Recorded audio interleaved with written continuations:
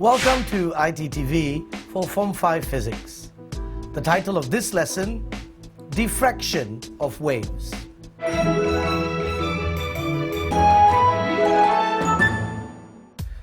In this chapter, we've had a look at reflection of waves and refraction of waves. Reflection, refraction. Now we want to look at diffraction. Diffraction is where waves change in shape or direction as they pass through a gap. Now, in the video that you are watching, what you can see is water waves going around a rock. You will notice that as the waves hit the rock, they bend around the rock and meet on the other side. This is a direct example of diffraction of waves. So when waves encounter an obstacle or a gap, there is a change in their shape depending on the relationship between the wavelength and the size of the obstacle or the size of the gap. When water waves hit at a rock, the water wavefronts bend round into the other side of the rock. The water, when stopped, will spread around the rock. We can see that the outgoing waves from the rock are circular in shape. This phenomenon we call diffraction of waves. So, when waves hit a barrier or an obstacle, or when waves pass through a gap, this phenomenon, diffraction of waves, occurs.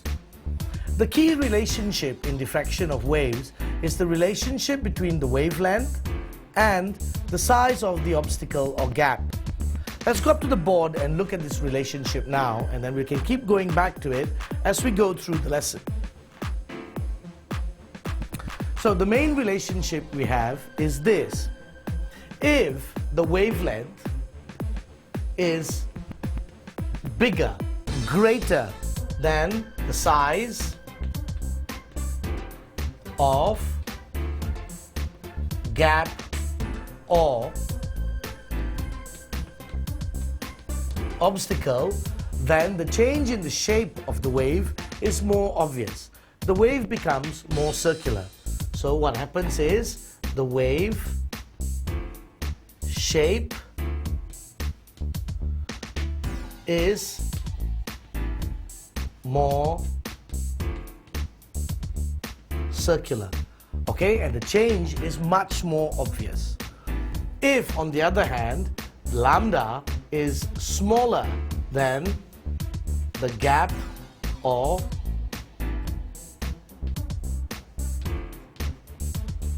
obstacle, then the wave shape is less circular, less obvious. So here, what happens is the wave shape is less circular. It will change mainly at the edges. So it will bend at the edges. So this is the key that we want to remember, that either the wavelength is going to be bigger than the obstacle or the gap size, or alternatively the wavelength is going to be smaller. What we want is for the wavelength to be bigger. That's correct. So if we have a look at our waves, sound waves have a long wavelength.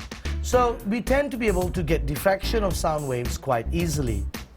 Light waves, on the other hand, have a very small wavelength, 10 to the power -7 meters in general, which means that it's very hard for light to be diffracted because, well, there's not many gaps that are of that size or obstacles that are of that size. So we tend not to see the diffraction of light waves so clearly or obviously in our daily life.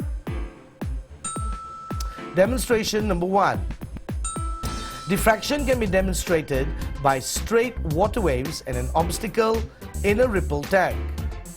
As you can see in the diagram, as these plane waves pass the obstacle, they tend to bend around behind the obstacle.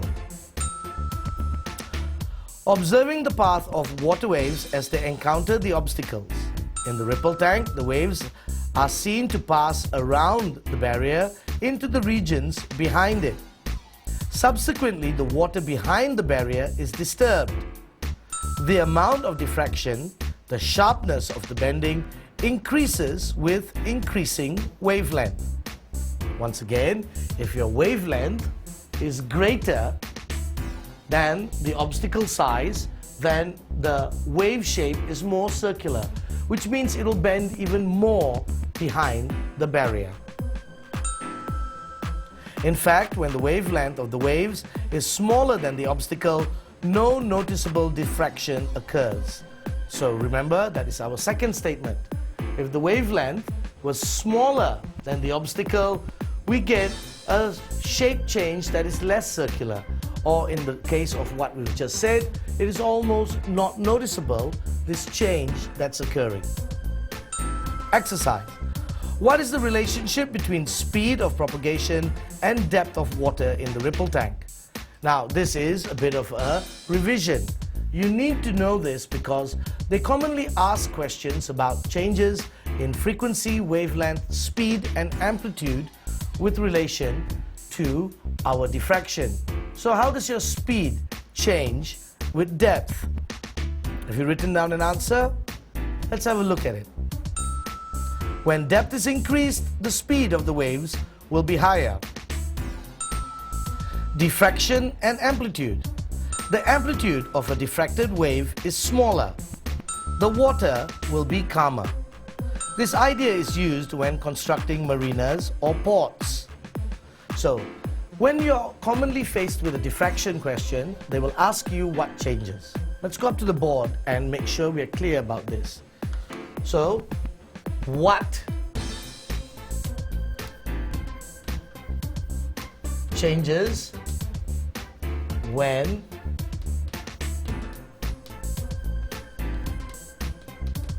diffraction occurs? So, what changes when diffraction occurs? Your frequency, your wavelength, and your velocity, all of these are unchanged. What does change is your amplitude.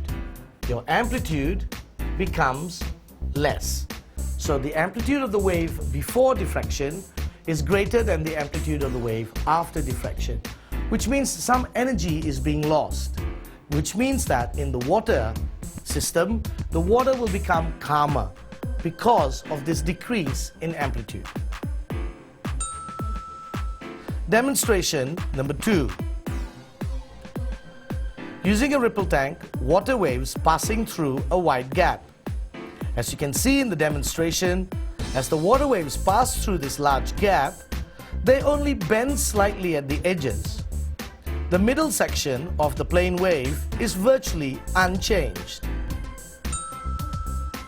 Water waves propagate through a gap wider than the wavelength of the waves. So, as you can see, straight water wave fronts in the middle are virtually unchanged. At the edges, they bend slightly. Straight waves in the middle and bend to the edge in a quarter circle in shape. So, when we get a situation that's similar to our second situation, where the gap size here in this case is larger than the wavelength, we don't get a very obvious diffraction. So let's sketch this up on the board. So we've got our waves. So our waves are coming in. This is the wavelength over here, lambda, and our gap size is larger than lambda. So as the wave passes through this, all you're going to see is that the wave bends slightly at the edges, like so. Bends slightly at the edges, like so. There we go. Bend slightly at the edges, and so. So your wave is coming out sort of like this. There is a slight change in shape, but not very obvious. Only changing at the edges the middle tends to be straight. Notice that your wavelength is unchanged because lambda, as we said, is unchanged. Now, what about if the gap size were smaller? Let's go to the next demonstration.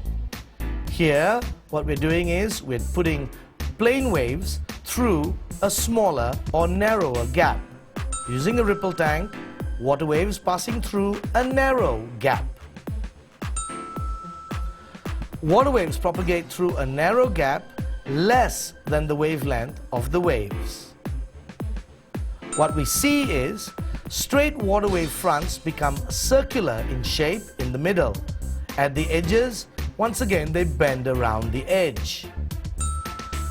Circular waves coming out in the middle and bend around the edge in a semicircular shape.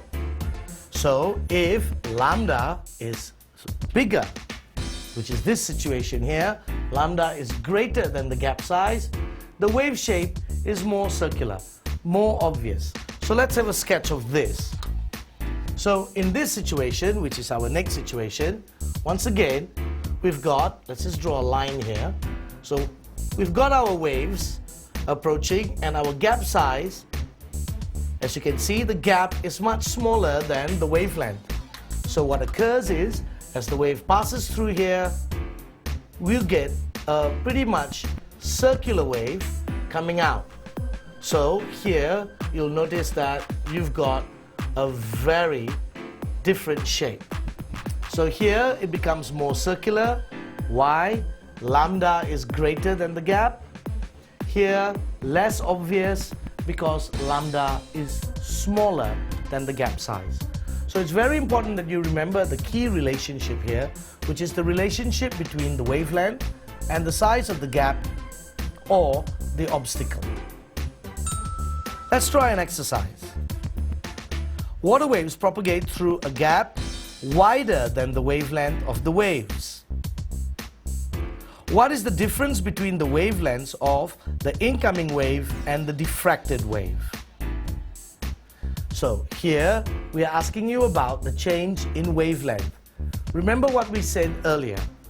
Over here, what changes when diffraction occurs? We're talking about the wavelength. The wavelength is here and we said this. So write down your answer. Let's check. Answer. The two wavelengths are the same. So the wavelength is unchanged. The video is showing water waves propagate through a small gap narrower than the wavelength of the waves. So based on the video, try and answer this question. What conclusion can you make about the pattern, the wavelength, and the width of the gap? So here we want you to try and link the three things together. We've basically said, or the video that you watched was a video similar to this diagram over here, where your wave was passing through a gap that was narrower than the wavelength. So what can you say about the relationship between the three of them? So if your wavelength is bigger or greater than the gap, what happens to the shape that you're going to get? You're going to get a what? A shape that is straight, plane, or are you going to get a shape that is more circular? Yeah? So, write out a sentence that links these three. Start with the wavelength, then speak about the gap, and then finally, tell me about the shape. Have you done this? Okay, let's have a look and see whether our answers are similar. If the wavelength is longer than the width of the gap, then the diffracted waves are circular in shape. So, as we said, if your wavelength is greater than the gap size, then the wave is going to be circular in shape. Okay, the diffracted wave is going to be circular in shape. Always when you answer questions on diffraction, try to put it in that sequence. If the wavelength is, compared to the gap, what happens to the shape of the wave. Let's try another one.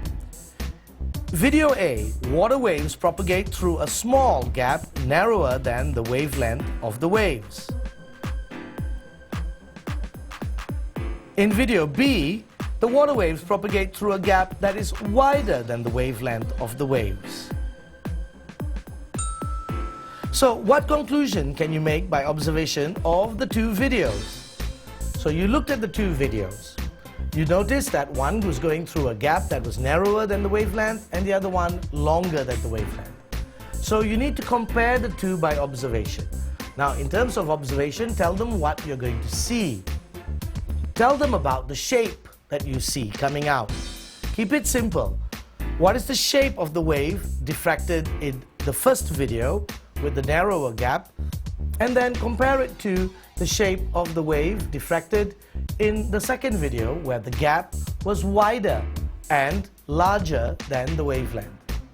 Keep it simple, write out what you saw. Have you written it out? Let's check the answer. Conclusion.